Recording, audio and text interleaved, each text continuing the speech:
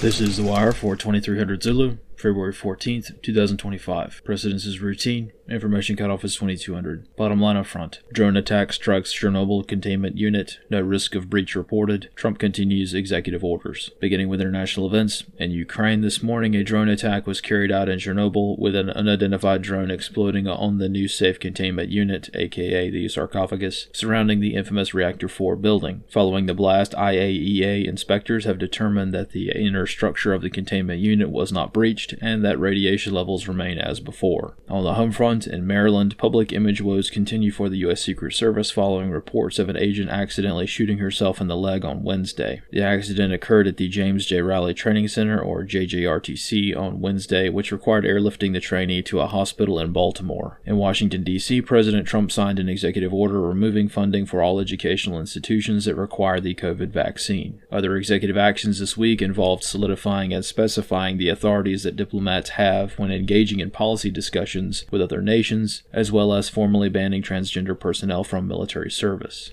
In Florida, a U.S. Navy training mishap resulted in a brief forest fire within the Ocala National Forest on Wednesday. U.S. Navy aircraft conducting training with live weapons accidentally dropped a bomb in the wrong place, roughly 6 miles from their intended target at the Pine Castle Range. The resulting explosion caused a wildfire that expanded to approximately 20 acres before being contained. Analysts comment. The Pine Castle Range, being the only range on the East Coast that allows live fire training for air-to-ground bombing, is located within this national forest and therefore frequently hosts to minor forest fires. Missing the target by many miles may be relatively uncommon, however it's not unheard of at this training site due to the perceptively higher training schedules throughout the DoD over the past few years. Analyst comments for this wire. As one might expect with regards to the Chernobyl attack, Ukraine says the drone was Russian and Russia denies all involvement. As of yet, no evidence can reliably determine who the munition belonged to, but the debris is indicative of a Russian drone platform. However, this is not likely to matter much in the long run, as this incident was very likely to serve a more political message and set the tone at the ongoing security conference in Munich. This concludes The Wire for 2300 Zulu, February 14th, 2025.